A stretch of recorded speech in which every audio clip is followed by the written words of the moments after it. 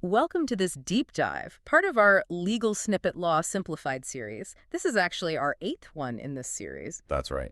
And today we're digging into a pretty important ruling from the Delhi High Court, National Restaurant Association of India versus Union of India. Sounds a bit formal, maybe? It does, but it's something that really affects, well, anyone who eats out. Exactly. It's all about those guidelines from the Central Consumer Protection Authority, the CCPA, that basically stopped restaurants from automatically slapping a service charge on your bill. Right, that mandatory charge.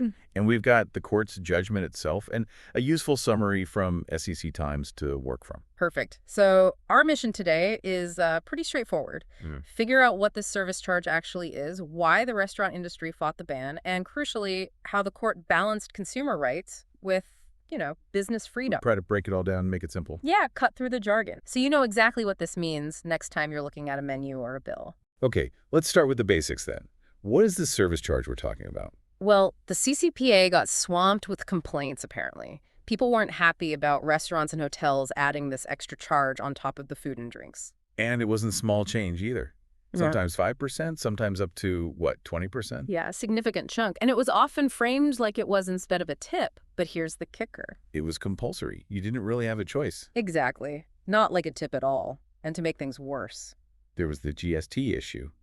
Goods and services tax was often being charged on top of the service charge. Right. So paying tax on a charge that wasn't even for the food itself and wasn't optional, double whammy. Definitely rubbed people the wrong way. Yeah. So the CCPA stepped in July 4th, 2022, with these guidelines. What were they aiming for? Okay. The main goal was to stop these practices they saw as, unfair to consumers.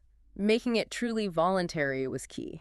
So, point one. No automatic adding of the service charge. It couldn't be the default on the bill. You had to actively agree to it, basically. Right. Opt in, not sneakily added.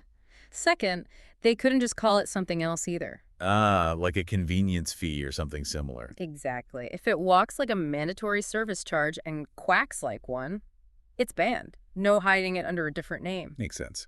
Transparency. Third, and this is important, restaurants couldn't force you to pay it. They had to be super clear. It's voluntary, optional, totally your call.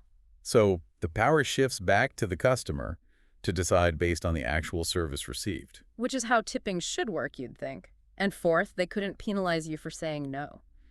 Meaning they couldn't refuse you enter your service just because you decided not to pay the service charge. Okay, that protects the consumer from feeling pressured. Definitely. And finally, they tackled that GST issue. Yes, the tax on the charge. They clarified it shouldn't be part of the food bill total when calculating GST. So no more tax on that fee. Right, so these guidelines seem pretty consumer-friendly, very clear. Why the big fight from the restaurants then? What was the National Restaurant Association of India's argument? Well, their main thrust was that the CCPA basically overstepped its authority. They argued the Consumer Protection Act 2019 didn't actually give the CCPA the power to issue these kinds of binding guidelines. So a jurisdictional challenge. They said the CCPA went too far. Pretty much. They felt it interfered with their right to conduct business, citing Articles 14 and 19 of the Constitution. The freedom to trade. Okay, so they saw it as an infringement on their basic business rights. Yeah, and they framed the service charge itself as a management decision. They argued it wasn't just profit, but that the money actually benefited their staff waiters, kitchen crew, other workers. The employee welfare argument. That it helps compensate the staff properly. That was a big part of it. They also said, look, this isn't just us. It's common practice globally in hospitality. Trying to normalize it, basically. Yeah. Saying it's standard industry practice. Right. And they pointed to past nods from bodies like the old MRTP Commission as evidence it wasn't some rogue practice. Okay. What else? They mentioned that even after a 2017 government advisory suggested service charge was discretionary, many kept charging it, implying, well, maybe customers accepted it. Sort of an if people really hated it, they'd stop coming argument. Kind of. And some restaurants specifically told the court, hey, we put it on the menu clearly, and if someone complains, we take it off. Suggesting implied consent if the customer orders knowing the charge is listed. Exactly. That by ordering, you implicitly agree, especially if they're upfront about it on the menu. One even made that specific argument. So transparency plus the option to remove it equals consent, in their view. That was the line. They also brought up an old Supreme Court case from 1980 about bonus payments. How did that connect? They argued that agreements between management and workers, maybe about how service charges are distributed, are important, and these guidelines shouldn't just override them. Interesting angle, linking it to labor relations. They also tried to draw a line between known service charges clearly stated and unknown or hidden ones. They claimed they only supported the known ones. So, if it's on the menu, it's fair game, and choosing to dine there means you accept it, forming a kind of implicit contract. That's the gist. And they argued this implicit contract shouldn't fall under the CPA 2019's definition of something you can complain about. Okay. Anything else in their arsenal? They referenced older court decisions that acknowledged service charges, often noting the employee benefit aspect, and again, hammered the international practice point. Right, the global standard argument again. Plus, they accused the CCPA of basically acting like a court without the proper process. Like making rules without a full hearing, perhaps. Something like that. And finally, a technical legal point. Yeah. They argued a service charge isn't designed to promote sales, which they claimed is necessary for something to be an unfair trade practice under the Act. They're saying its purpose is staff payment, not boosting business unfairly. Precisely. So, quite a few arguments lined up. CCPA authority, business rights, staff benefits, global norms, implied consent, past precedent, and the technical definition of unfair trade practices. Okay, that's a solid defense they mounted. So how did the Delhi High Court respond? How did Justice Singh balance all that against the consumer perspective? Well, the big news first. The court sided with the consumers and upheld the CCPA guidelines. The ban on mandatory charges stands. A major win for diners, then. How did the court counter that argument about the CCPA lacking authority? The court was quite firm. It said yes, the CCPA does have the power under Section 18(2) of the Consumer Protection Act. That section specifically allows it to issue guidelines to prevent unfair trade practices and protect consumers. So the court found the power right there in the legislation. Exactly, and linked it to the CCPA's overall mandate in Section 10 to tackle consumer rights violations. The court also stressed these weren't just suggestions. Not just advisory. No. The CCPA is a statutory body with enforcement powers. Non-compliance could lead to inquiries, orders to stop, even penalties under Sections 20 and 88.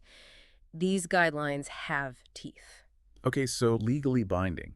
What about the restaurant's fundamental right to do business argument, Article 19? The court acknowledged the right, but pointed to Article 19(6), which allows for reasonable restrictions in the public interest. Ah, the Balancing Act. Right. The court basically said your freedom to run a business doesn't mean you can impose charges people haven't actually agreed to.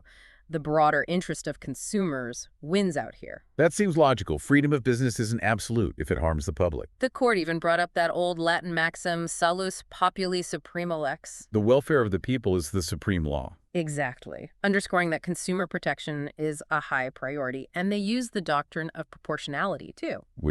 Making sure the restriction banning mandatory charges fits the purpose. Is it necessary? Does it go too far?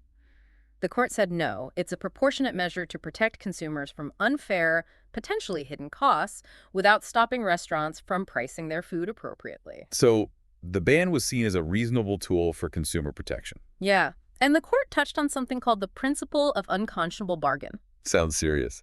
It highlights the power imbalance. Freedom of contract works best when both sides are equal, but a restaurant often has more power than a single customer. Imposing a mandatory charge exploits that imbalance, the court suggested. Right, the customer might feel they have no real choice but to pay. Which could be against public policy. The court also noted the sheer volume of complaints received by the Department of Consumer Affairs. This wasn't just a minor issue. It showed a widespread consumer grievance. Definitely. And they pointed out the term service charge itself is confusing. How so? You might think it's a government tax or some official levy, right? When it's actually just the restaurant deciding to charge extra. Even the Hotel Association had previously admitted it was discretionary. Oh, that's interesting. An own goal, almost. Sort of. The court also made a key distinction. Imposing mandatory levies is usually something only the government can do. Private companies can't just create their own compulsory charges without clear legal backing. Which was missing here for a mandatory charge. Correct. Now, the court wasn't saying restaurants can't charge for service. They absolutely can, but it needs to be built into the transparent menu price of the food and drinks. So price your burger to cover your costs and desired profit, including service.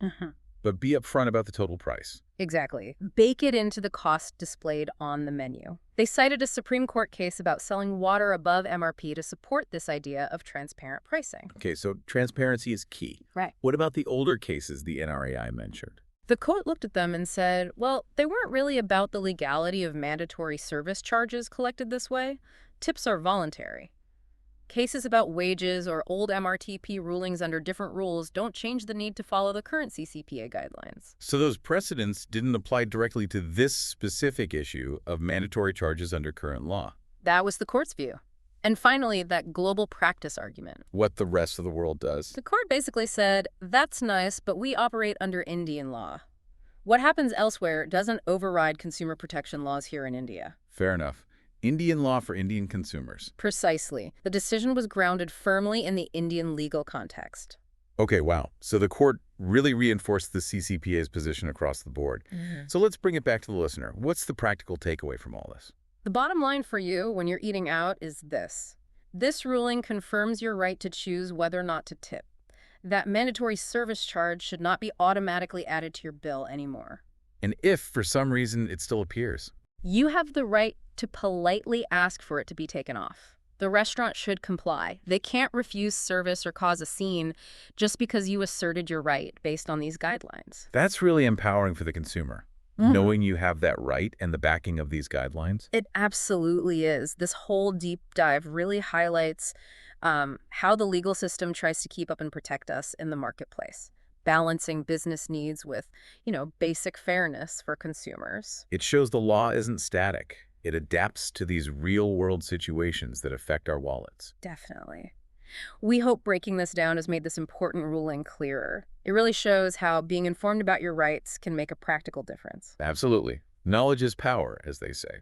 So, what are your thoughts on this? Have you seen this charge recently? Does this ruling change how you feel about dining out? We really encourage you to explore the Consumer Protection Act further. Yeah, it's worth knowing your rights. And maybe think about this. Are there other areas where, hidden or sort of compulsory charges creep into everyday transactions?